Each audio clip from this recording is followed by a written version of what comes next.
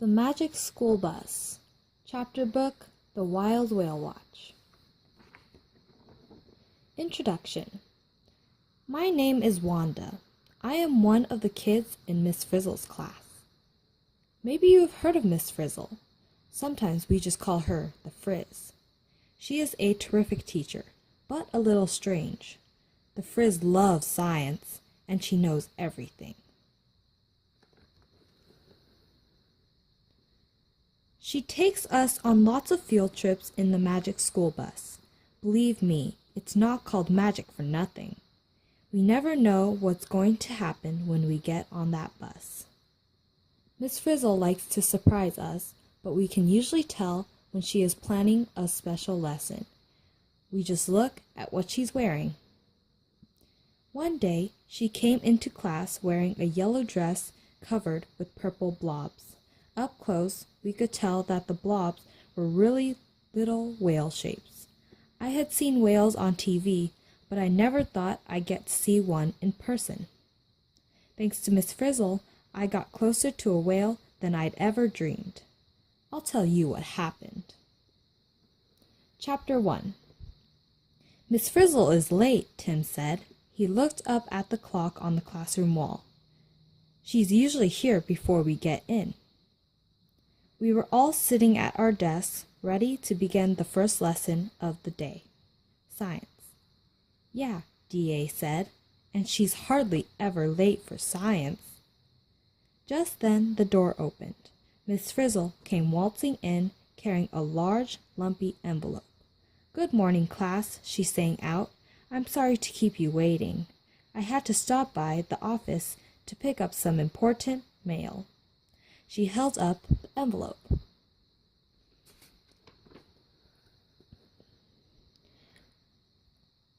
"Here are the tickets for our next field trip," she announced, "and I promise you're all going to have a whale of a good time." "I get it," Keisha said. "I bet we're going on a whale watch."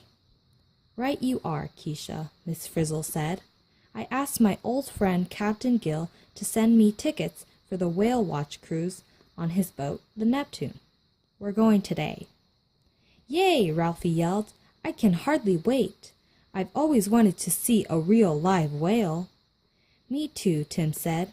"I hope we get to see a blue whale. They are huge." "We might see a blue whale," Miss Frizzle said. "I can't promise. Different kinds of whales live all over the world. Today, we're going to see whales that live off of the New England coast." Miss Frizzle pulled a bunch of booklets from the envelope and handed them out. "Captain Gill knows a lot about whales. Here's a copy of his handbook for each of you. It's full of fabulous whale facts. They're amazing mammals."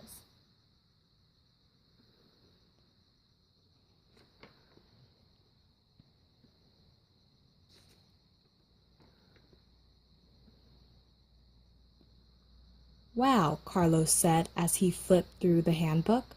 "I never knew there were so many kinds of whales." "That's right, Carlos," the Frizz replied, "and all the whales are divided into two types."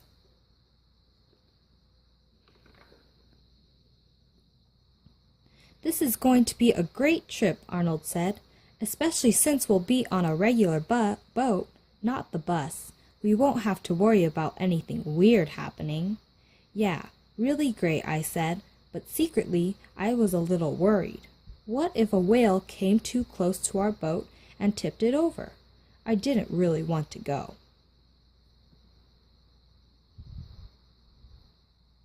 "What's the big deal about whales, Miss Frizzle?" I asked. "They're just big fish." "Oh no, Wanda, a whale is not a fish at all. It's a mammal," the Frizz replied.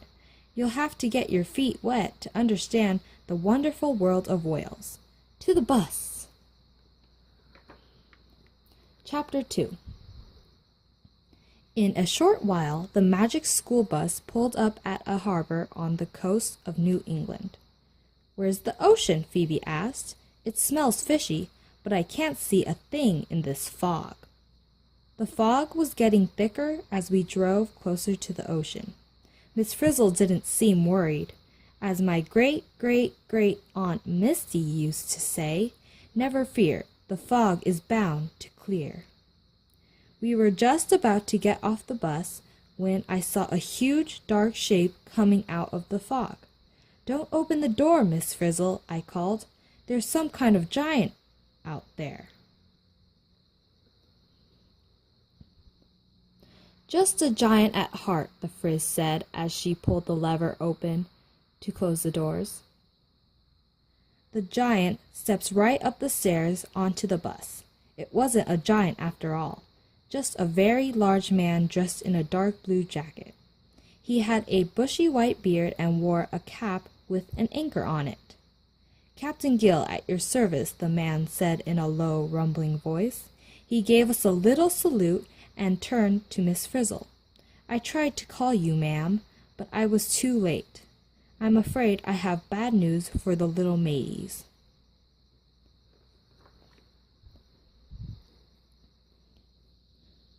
The big man looked as if he were about to burst into tears. Now, the Frizz said, just tell me what happened. Things may not be as bad as you think. It's my boat, ma'am, Captain Gill said. There was a sudden storm last night.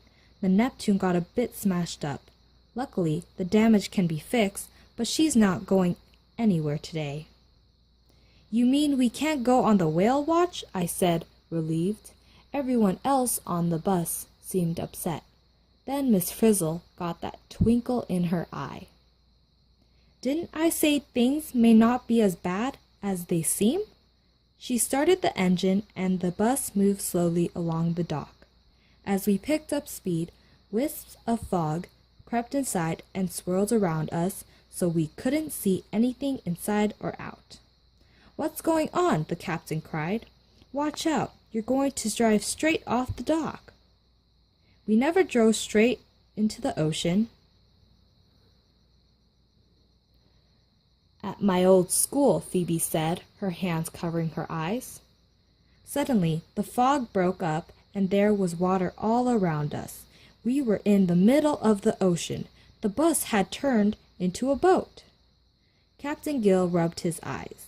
I must be dreaming, he said. No, you're just on the magic school bus. Boat, Arnold told him with a sigh. This kind of thing happens all the time. The captain looked around at the roomy cabin and the shiny instrument panel. She's a beauty, ma'am, he exclaimed. May I take the helm, Miss Frizzle? I'll keep an eye out for whales and steer us right to them, Captain Gill asked. Be my guest, Miss Frizzle said. Captain Gill took the wheel, and Liz hopped off Miss Frizzle's shoulder right onto Captain Gill's. Splendid, said the captain. Liz can be my first mate. Suddenly, a dark shadow caught my eye. It was moving quickly underneath the boat.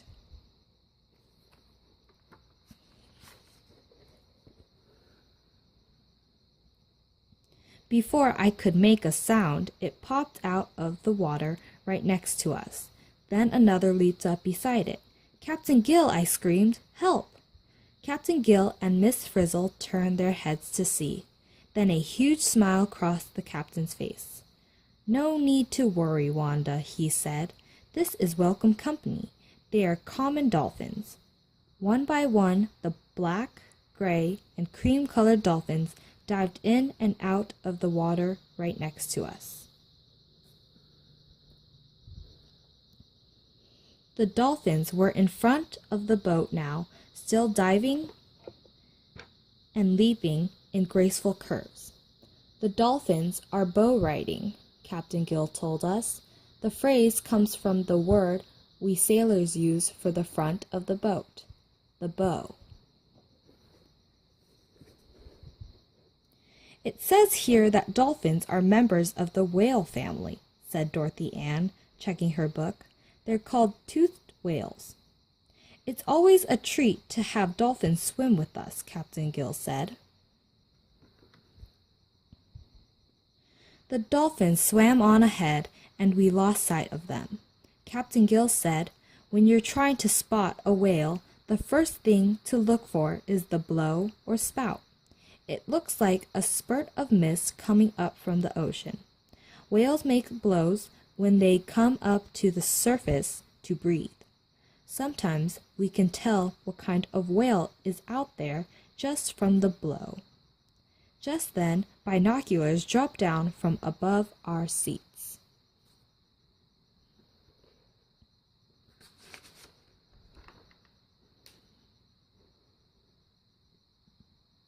Suddenly, Captain Gill cried, "There she blows, off to port." We all grabbed our binoculars and looked out to the left. On a boat, port means left, starboard means right. See the diagram on page 15. We could see sprays of water going up all over. Tim checked the spout section in Captain Gill's handbook. "I think those spouts are from fin whales," he said. Just then, a huge dark gray whale rose out of the water. It came almost straight up. It was so close that we could see the white under its jaw and on its belly. "Oh no," I cried, "it's coming right for us." But the whale fell backward and hit the water with a great splash. It was amazing, but a little scary. "Aye, mateys," the captain cried, "we're in luck today. These are definitely fin whales."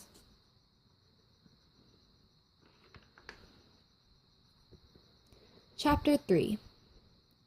"It was awesome the way that whale jumped up," Arnold said. "That's called breaching," the captain said.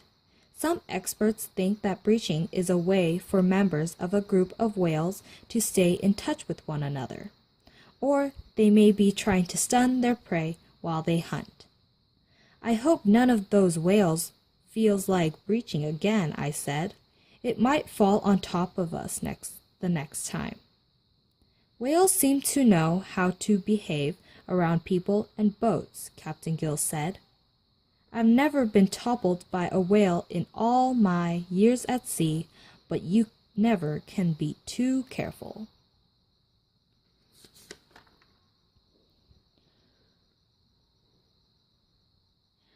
Just then, one of the whales poked its head straight up out of the water. It looked right at us. I covered my eyes. "It's just checking us out," Captain Gill said with a laugh. "When whales look around like that, we call it spy hopping." "Miss Frizzle, I don't want to be spied on by a giant whale," I said. "Get us out of here." "I can do something about that, Wanda," Miss Frizzle said. "Everyone to the cabin." "Now what?" Captain Gill asked.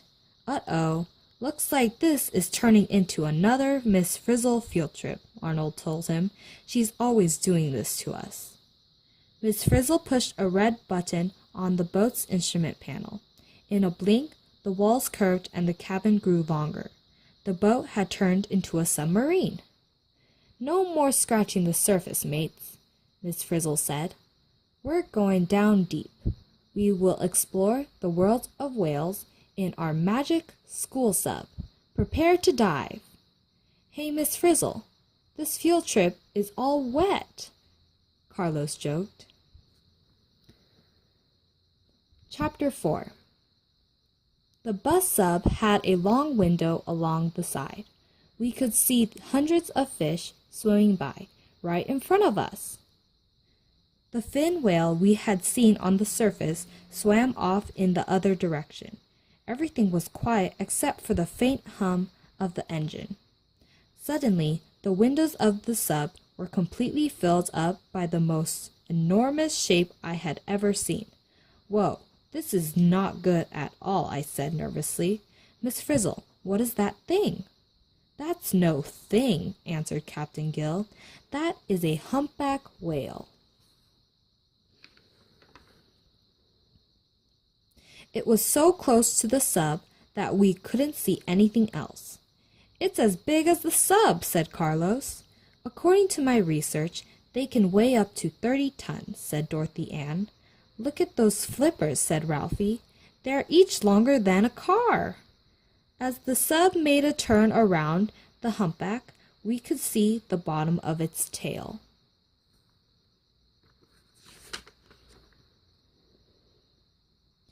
See those markings, mateys? The captain asked. Every humpback has a different black and white pattern. It's like a name tag or a fingerprint. You can tell one individual from another by its tail markings. Let's name this one, Phoebe exclaimed. The markings look something like a flower to me. I think a good name for this whale would be Dandelion. Whales are really interesting, D.A. said. It would be fun to swim around in the ocean the way they do. Miss Frizzle got that twinkle in her eye again. I have just what you need to dive right in, she said. She took us to the back of the sub and pushed a yellow button on the wall. A panel slid open to reveal a docking platform holding 4 whale-shaped mini-subs. Well, shiver me timbers, the captain said. I've never seen anything like that before.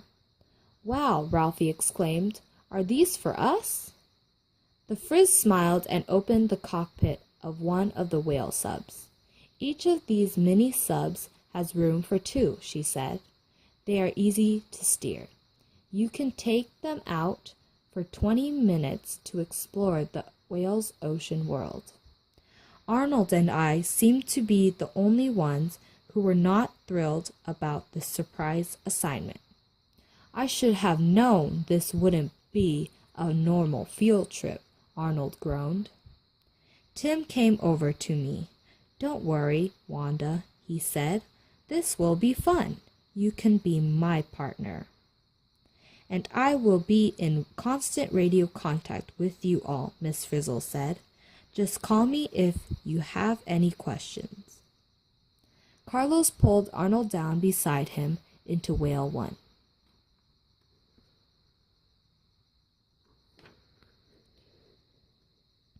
Keisha and Ralphie climbed into Whale 2.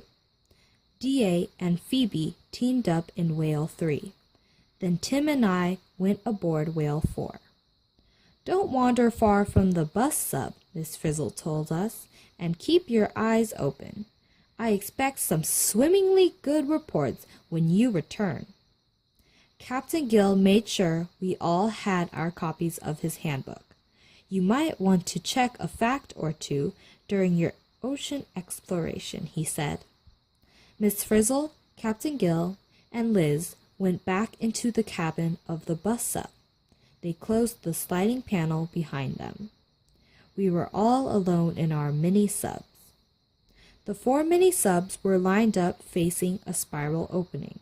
Slowly, the spiral turned and water flooded the docking platform. One by one, the little subs slipped silently out into the Atlantic Ocean. The ocean seemed like another world.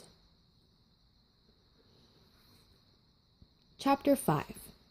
Tim and I could see the other whale mini-subs in front of us. Their propellers were making trails of bubbles. It's spooky out here alone, I said. Relax, Wanda, he said. He was having fun steering the mini-sub. We're only going to be out here for 20 minutes. Look, there's a school of cod. I wonder what other kinds of fish are around here. We could hear Miss Frizzle checking in with the other subs over the radio. Then she contacted us. Bus sub to Whale 4. Report your status. Tim picked up the radio mic. Where? A-OK, he said. Looks like we're heading into murky waters. What is all this stuff floating by? That's plankton, Tim, Miss Frizzle's voice answered. A mixture of tiny plants and animals. Plankton is like a pasture in the sea. It's one of the basic food sources for fish and other sea creatures, like whales. Whale 2 calling bus sub. Ralphie's voice came over the radio. Something strange is going on. There's a lots of bubbles swirling above us. All the fish are swimming away. Uh-oh, Keisha cried. Here comes a squid. Whoa, Tim and I could see the squid, too. It was swimming fast just above our mini subs.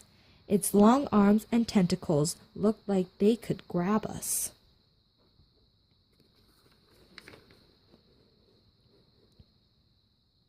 I snatched the radio.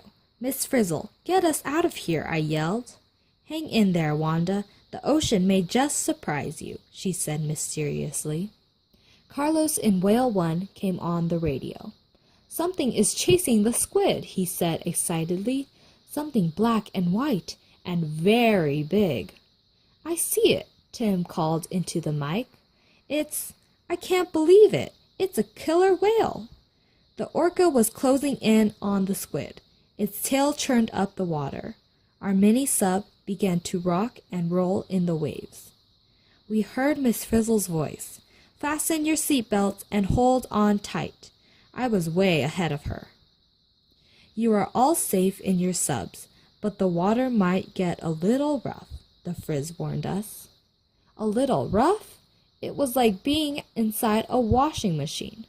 Our mini sub went spinning around and around in the bubbles. Talk about seasick.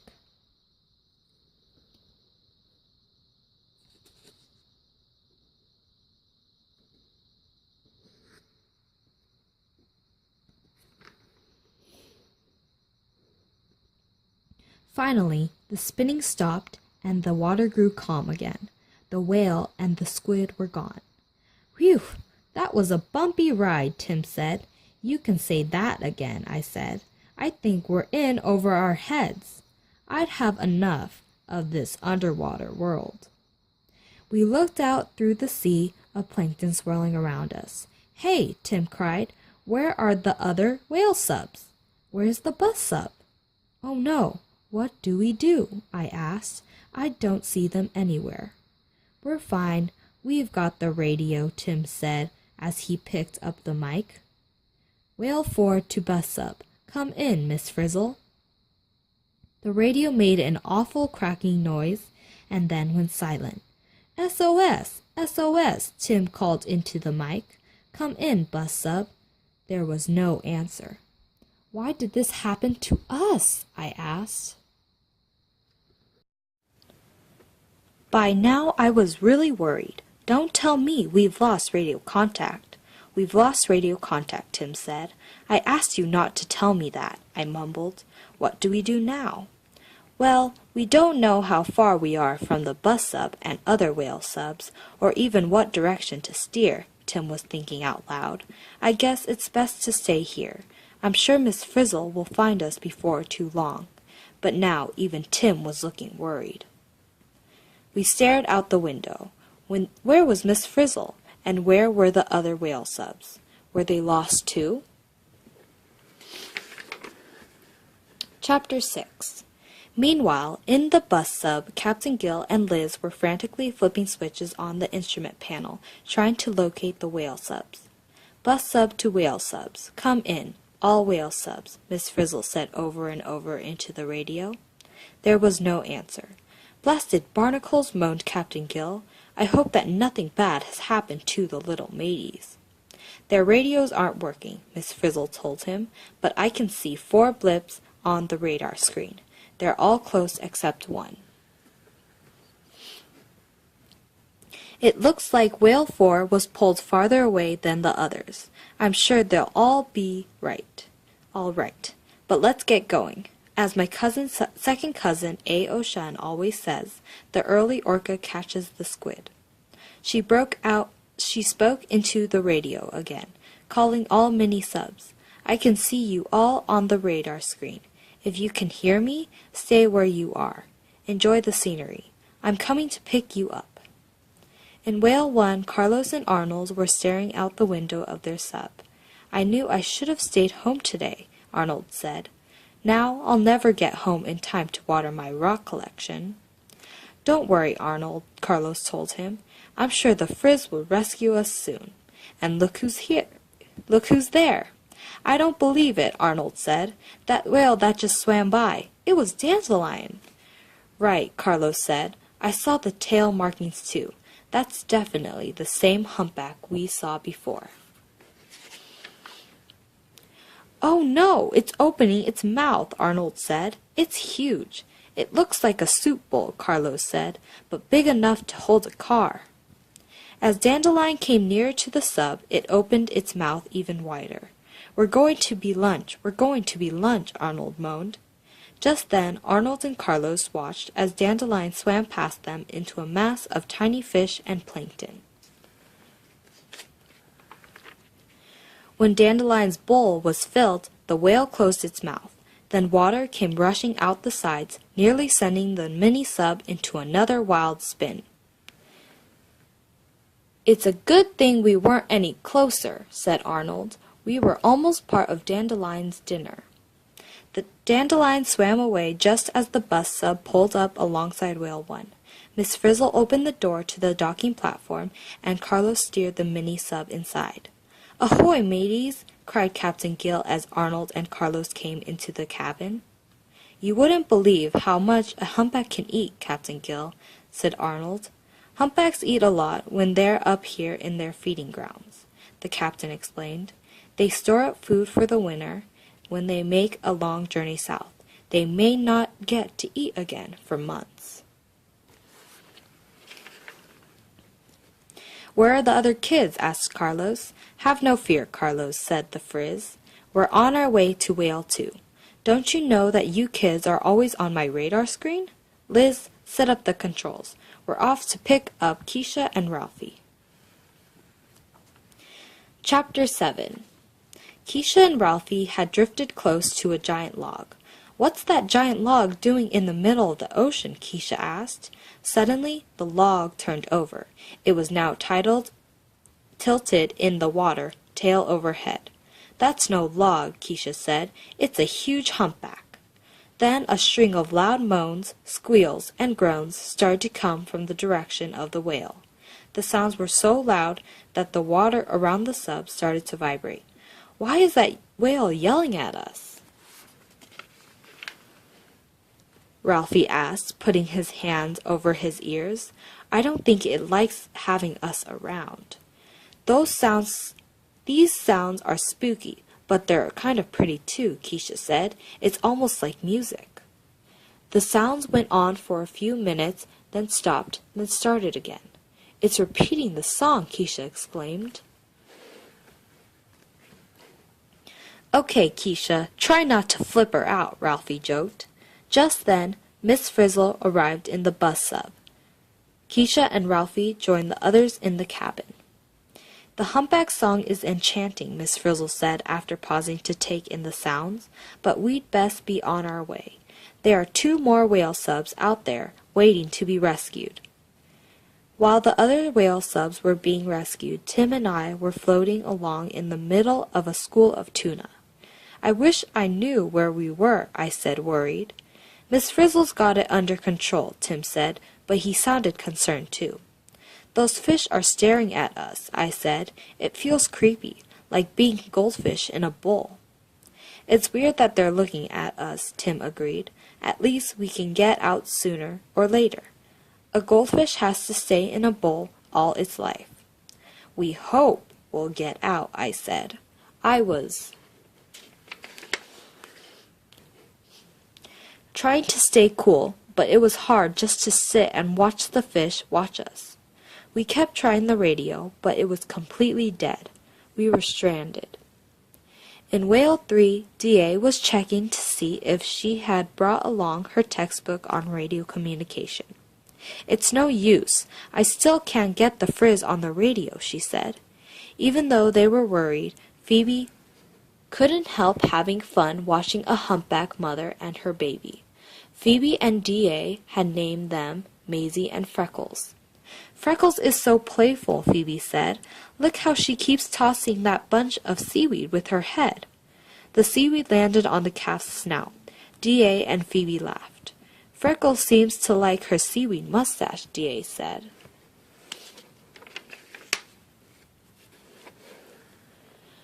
Freckles did not swim far from Maisie. Every now and then she would dive under her mother and take a drink of milk. The 2 whales swam up to the surface to breathe and then dove back down with Freckles on Maisie's back. When Maisie swam upward, Freckles slid down her tail. They played this sliding game over and over. The humpbacks swam away quickly when they heard a noise coming closer. "It's the bus sub," called D.A. "Miss Frizzle to the rescue. I knew she'd find us." "I can't wait to tell her about Freckles," said Phoebe. Captain Gill greeted Phoebe and D.A. with open arms and a big smile. "Welcome aboard, you brave little skippers," he said. "We weren't afraid, Captain Gill. Not much, anyhow," D.A. said, patting Liz on the head. D.A. told everyone about watching the calf and its mother. "One thing I don't understand, though. How can a whale not drown if it's born underwater?" "Good question, matey," said the captain. "Nature thinks of everything. For one thing, the birth takes place near the surface. Also, the baby comes out of its mother's body tail first, not head first like a human. As soon as the baby is born, its mother pushes it up to the surface for its first breath. The calf is born knowing not to breathe until its blowhole is out of the water." "We call that instinct," Miss Frizzle added. "Instinct is something you know without being taught." D.A. laughed. "Tim is always saying I have an instinct for science," she said. Then she looked around. "Where are Tim and Wanda anyways?" "We're on our way to pick them up now. They're right here," Miss Frizzle said, pointing toward the radar screen. "That's funny," she said. "I don't think she means ha-ha funny," said Arnold. "Whale 4 has disappeared from the radar screen," she told us. Chapter 8. "I'm getting hungry," Tim said. "I wonder if there's anything to eat in the emergency supplies." It was just like Tim to think of food at a time like this. Suddenly, we heard a terrible slapping noise and our whale sub started rocking back and forth. "Oh, this is bad," I said. "Tim, what is that sound?" Tim was quickly flipping through pages in Captain Gill's handbook when the books flew out of his hands. The sub was still rocking and everything was falling out the compartments of the sub. Tim and I rummaged around the sub, trying to put things back in place. Nets, life jackets, and flashlights had fallen on top of us. "Yum, good granola bar," said Tim, popping a big chunk of granola into his mouth. "Tim, how can you eat at a time like this? We have to do something." Tim finally found the page he was searching for in Captain Gill's handbook. He looked up with a strange expression on his face. "The good news is that I think there's a whale out there who's lobtailing. It's slapping its tail against the water over and over again, probably as a way to communicate with its pod. The bad news is, it could go on for a long time, and will keep rocking." Suddenly, I noticed water pouring into the bottom of the sub. "Tim, we don't have a long time. Water!" I grabbed a pail from under my seat. That's when I noticed something I hadn't seen before. There was a button on the control panel with some black letters on it. They read SURCE. "Surce?" I said. "What does that mean?" "Maybe it's some kind of boat word," Tim guessed. "I've never heard of it." He leaned over to get a closer look. "Wait a minute," he said. "There's a space between the R and the C. Hey, the black paint on a couple of the letters got rubbed off. I can make out the shape of the letters, F and A. SURFACE, I spelled out. "Surface?" Tim said. We looked at each other. "This is a mini submarine," I said. "Submarines can go up to the surface of the water. If we push this button, we'll go up," we both said together. "Do you want to try it?" Tim asked me. I wasn't sure it was a good idea. On the other hand, the water was up past our ankles, and it was getting higher. What if Miss Frizzle couldn't find us quickly enough? We had to do something fast. "Okay," I said, "do it." I held my breath as Tim pushed the button. The whale sub rose slowly. The water got clearer and brighter as we moved closer to the surface. Then we were there. The ocean water sparkled in the sunlight. We blinked to get used to the brightness. Even if Miss Frizzle can't find us for some reason, maybe a boat or a plane will come by. We'll be okay, Wanda, Tim said. We looked out over the ocean with our binoculars. I see something, Tim, I called. Some dark bumps in the water. Maybe islands. Not unless islands move, Tim said. Those bumps seem to be floating towards us. In the next instant, the bumps exploded into the air. Whales, we cried. 5 or 6 whales were breaching. One.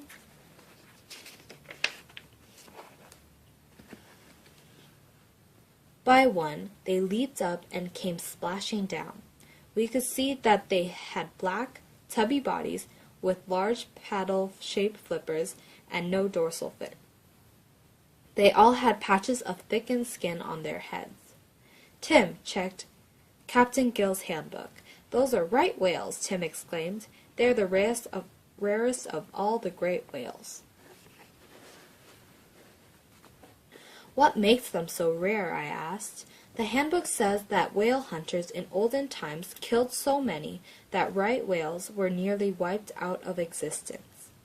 Whale experts think there are fewer than 500 living in the northern Atlantic, and we're looking at some right now. Wait until we tell Captain Gill about this.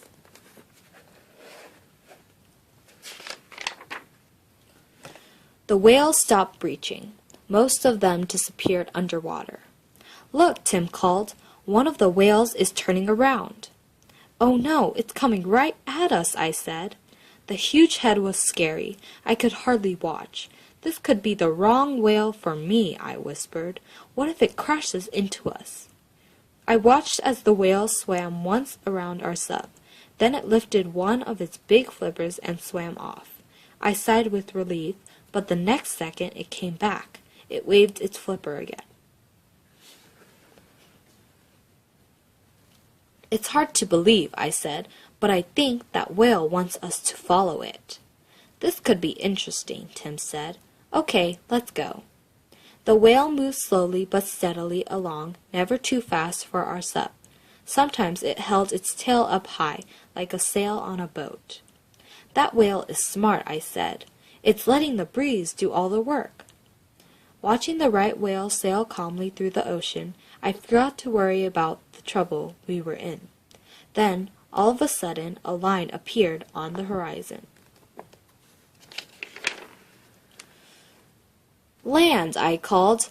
The whale is leading us home. How cool is that? He's really the right whale after all. Suddenly, we heard a noise behind us. A sleek speedboat came gliding along. It looked something like our magic school bus. A man on the deck and a small green lizard were waving their arms. Captain Gill! Liz! Ahoy there, mateys, he called. We got here as fast as we could. How do you like the new boat? Soon Tim and I were on board the speedboat. Miss Frizzle came out on the deck. She was glad to see that Tim and I were all right. We had a hard time finding you two, she said, but it looks like you were heading the right way, toward land. How did you know which direction to go? After Wanda got us to the surface, Tim said. We had some help from a friend, I finished, a large one with flippers. It wasn't just a fluke, Tim grinned. At that moment, our right whale turned back and swam once around the speedboat. Then it dove, lifting its flukes high in the air as if to wave goodbye. Goodbye, I called. Thanks for the help. Then the whale was gone, and we were on our way home. This was a wonderful field trip, I told Miss Frizzle. I never knew a right whale would make me see how wrong I was about whales. Chapter 9. When we walked into the classroom the next day, we got another Frizzle surprise. One bulletin board was filled with photos of whales with names such as Scooter, Tiny Tim, Skyrocket, and Angel. A banner read, Help the Giants of the Sea. Sponsor a whale. Miss Frizzle clapped her hands to get our attention. Attention, class, she said. I have important news. We are about to get a new classmate." We looked at one another. "Is it a boy or a girl?" Phoebe asked. "It could be either," Miss Frizzle said. "You get to choose. We're going to help take care of a whale." "Excuse me, Miss Frizzle," I said, "but I don't think a whale would fit in the classroom, or even in the gym." Miss Frizzle laughed. "Our whale is going to stay in the ocean where it belongs," she said. Then she explained what it was all about. "First, we need to raise money to pay the sponsorship fee. I thought we could sell our shell and rock collection that we picked up at the end of the whale watch." Liz held a seashell close to her heart. "It's okay, Liz. We don't have to sell that one," the Frizz said. "Our sponsorship fee," she continued, "will go to a research organization that studies whales and works to protect them from human-made dangers, such as water pollution and illegal hunting. We get a photo of our whale and news reports about where the whale has been seen and what it's up to." "Can we choose one of these whales?" D.A. asked, pointing to the bulletin board. "That's the idea," Miss Frizzle said. "These whales have been named by the research scientists. They can tell the whales apart by their coloring, scars, special markings, or the pattern of growths on their bodies, such as the callosities on a right whale's head." We studied the bulletin board. Which one of these whales would we choose to join our class? Scooter was a male humpback. Tiny Tim was a huge male blue whale. Skyrocket was a female orca, and Angel was a female right whale. There were others to choose from: humpbacks, fin whales, a couple of white beluga whales that lived in waters off Canada, and all kinds of dolphins. "I think we should get Scooter," D.A. said. "He could sing to us." "No, it should be Tiny Tim," Ralphie said. "He's the biggest." Then I spoke up. "I choose Angel," I said. "After all, it was the right whale that helped Tim and me." "Right on, Wanda," Tim said. "I choose Angel, too." "Me too," Carlos said. "It seems like the right thing to do." "You've got that right," Phoebe added. "When you're right, D.A. said. I changed my vote. "Well, it looks like Angel is the right whale for us," Miss Frizzle said. "Everyone, say hello to the newest member of the class."